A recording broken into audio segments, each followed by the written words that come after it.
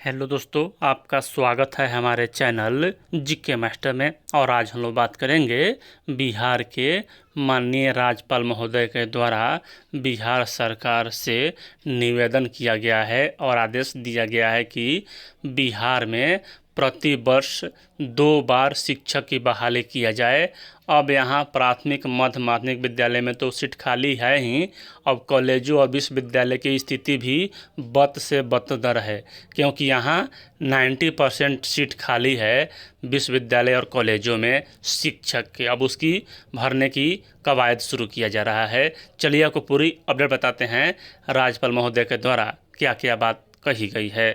देख लीजिए, यहाँ साल में 2 बार हो शिक्षक की नियुक्ति। राज्यपाल नई शिक्षा नीति के तहत यहाँ प्रभावी हो जाने के बाद विश्वविद्यालय में भारी रिक्तियाँ है।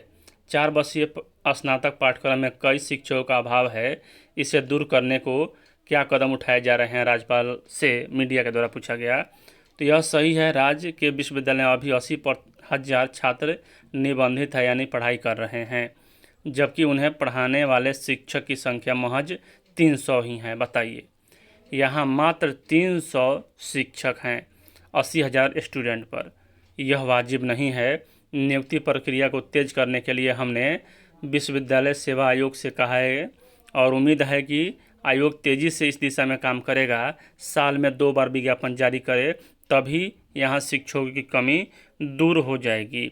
और आगे कहा जा रहा है कि हमने सरकार से कहा है कि कॉलेज के भीतर निर्माण कार्यों की जवाबदेही कॉलेज प्रशासन को सौंप दी जाए।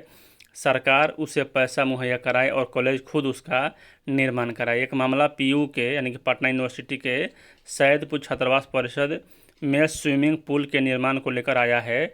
2021 में मंजूरी दी गई है, अब तक इस पर काम नहीं हो सका है। इसे देखते हुए हमने सुझाया है कि कॉलेजों को यह जवाबदेही होनी चाहिए, दूसरे राज्यों की यह व्यवस्था लागू है। यानी कि यहाँ राज्यपाल महोदय के द्वारा कहा जा रहा है कि विश्वविद्यालय और कॉलेजों में और उच्च माध्यमिक विद्यालयों में और यहाँ 9 से 10 के कक्षाओं में बहुत अधिक मात्रा में मतलब कि शिक्षक की पद खाली है। 80,000 विद्यार्थी मतलब कि यहाँ हैं, लेकिन मात्र 200 से 300 शिक्षक हैं। उसके बाद विश्वविद्यालय में अनुसंधान का काम काफ़ी पीछे है। बिहार से स्तरीय अनुसंधान जर्नल भी नहीं छापते। ऐसे में वहाँ के लोग बाहर के जर्नल पर निर्भर रहते हैं। इस पर आपका क्या नज़रिया है? तो राज्यपाल महोदय के द्वारा कहा गया है कि इस दिशा में काम शुरू हो गया है। हमने देश के 7 बड़े शिक्षाविदों को पटना बुलाया था। सभी कुलपतियों के साथ उनकी पूरे दिन की चर्चा कराई। बारी बारी से सभी कुलपतियों से उनके विश्वविद्यालय के बारे में देश के नामचीन शिक्षाविदों ने बातचीत की और उनके यहाँ सुझाव दिया और सोच बदलने की ज़रूरत है। अतिथि शिक्षकों की भी बड़ी समस्या है। राजभवन इस दिशा में क्या पहल कर रहा है?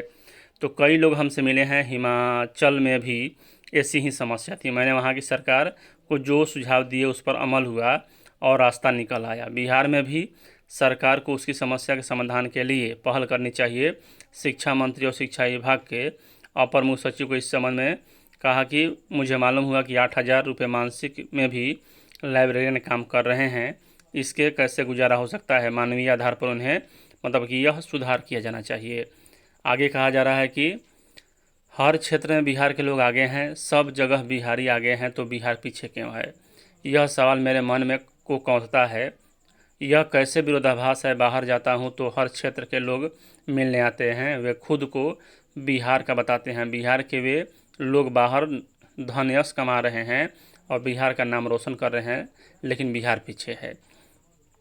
राज्य के विश्वविद्यालय में छात्र संघों के चुनाव कब तक होंगे? तो यह तो अलग मुद्दा है। और सीबीएसई और नई शिक्षा नीति को अपनाए जाने के बाद आपके पास शैक्षणिक सुधार के लिए क्या रोड मैप है? तो देख लीजिए, यहाँ कहा जा रहा है मतलब कि राज्यपाल महोदय के द्वारा सीबीएसई और यहाँ नई शिक्षा नीति अपनाए जाने के बाद विश्वविद्यालय में सुधार होगा कामकाजों में। राज्य में निजी कॉलेजों में विभिन्न कोर्स की फ़ी तुलनात्मक रूप से काफ़ी अधिक है। इसके चलते बड़ी संख्या में दूसरे राज्य में प्रोफेशनल कोर्स करने चले जाते हैं। तो यही बात कहा जा रहा है कि कुलपति की नियुक्ति के लिए मापदंड बदलने की ज़रूरत है। आगे यहाँ कहा जा रहा है, क्या आपको नहीं लगता कि नए दौर के हिसाब से पाठ्यक्रम में विषय और जोड़े जाने की आवश्यकता है। तो यहाँ इंजीनियरिंग तकनीकी ये सब है। यानी कि राज्यपाल महोदय के द्वारा कहा गया है कि वर्ष में 2 बार शिक्षक की नियुक्ति हो तो कोई बड़ी बात नहीं है। विद्यालयों का तो शिक्षक का पद लगभग अभी भी खाली है, लेकिन कुछ बाकी भरा है। अब यहाँ विश्वविद्यालय और कॉलेजों की बारी है। अब यहाँ पद और आएंगे वैकेंसी, जैसे वैकेंसी आएगा आपको बताया जाएगा। चैनल को सब्सक्राइब कर लीजिएगा। वीडियो देखने के लिए धन्यवाद।